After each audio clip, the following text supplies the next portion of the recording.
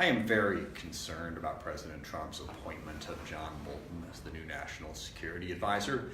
First of all, I believe that General McMaster, who was there before, actually was one of the few people in the administration who was willing to stand up to President Trump, to disagree with him, which, by the way, all presidents need.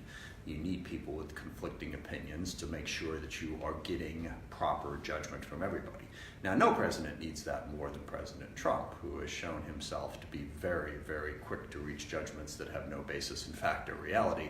So he needs people around him who are willing to say, well, Mr. President, here are a few facts that maybe you haven't thought of. And General McMaster was one of those. I think that's why he was fired. But to replace him with John Bolton is deeply alarming.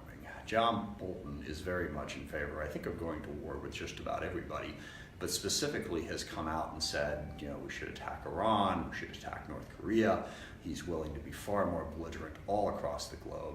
He's also one of these people who thinks that we don't need to work with any other countries in the world, that the United States ought to be able to force and impose its will on everybody else.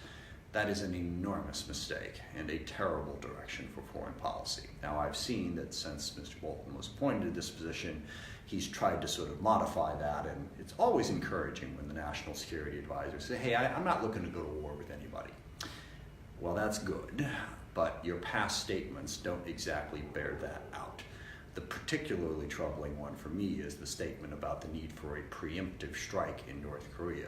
I think that would be a complete disaster and is the exact wrong policy.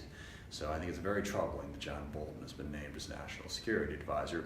In addition to everything else, of course, he's one of those people who doesn't believe in climate change. Another way, he doesn't think we should work with the rest of the world to combat one of the clear threats that we face.